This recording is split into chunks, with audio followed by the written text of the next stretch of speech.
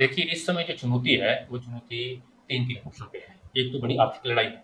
ये जो आर्थिक हमला ना उदाहरण की मीटिंग चलते, जिसके खिलाफ मोदी जी आए थे कि मैं इसे इतर जाऊँगा, पर हमला तेज किया है एक। और दूसरा हमला है जो हिंदू मुस्लिम का, ये जो फासीवादी हमारे ऊपर हमला है कि जो इंसान को इंसान नहीं देखता है, उसके धर्म के आधार पे है। और तीसरा ये सामाजिक है, क्योंकि खेत मजदूर जिसका 50% अनुसूचित जातियां से आपकी जनजातियों से आता है, उसके ऊपर तो रोज का हमला है। और मजे की बात है, ये भाजपा और आरएसएस के लोग जिनके विचार के अंदर है कि ये दोयम दर्जे के नागरिक है, बराबर के नहीं हो सकते, वो उनको उपजातियों के अंदर बांटकर उनको भी लड़ा रहे हैं। वो भी हमारी लड़ाई है। तो इसको हम इस तरह से देखते हैं कि अगर इस लड़ाई को लड़ना है, तो ये जो हिंदुत्व कारपोरेट का नेक्सस है, गठजोड़ है, जिसका नेतृत्व अमेरिका के अंदर बैठा हुआ पूंजीपति भी करता है, उसके खिलाफ लड़ाई है। और वो लड़ाई केवल खेत मजदूर की नहीं है, वो खेत मजदूर की है, ग्रामीण मजदूर की है, मझोले मजदूर की है, और उसके अंदर जो इंडस्ट्रियल मजदूर है, वो भी साथ होना चाहिए, जिसको हम मजदूर किसान एकता बोलते हैं। और उसी की ये कन्वेंशन, जिसका आप जिक्र कर रहे थे 16 तारीख को, हमने दिल्ली के अंदर किया है, जिसमें ये तय किया है अपने अनुभवों के आधार के ऊपर, पिछले 10 साल के अंदर जो बड़े आंदोलन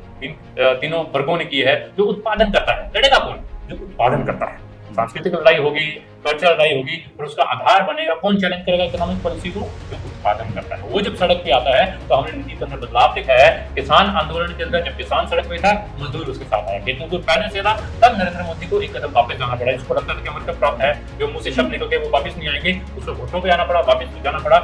यही इस अधिवेशन का मकसद था कि कैसे इस जो एकता है इसको मजबूत किया जाए, और आने वाले समय के अंदर इन नीतियों को पहचानते हुए वो कैसे मुद्दों के अंदर रिफ्लेक्ट होती है हमारे प्रांत के अंदर, हमारे शहर के अंदर, उन मांगों को पहचान कर कर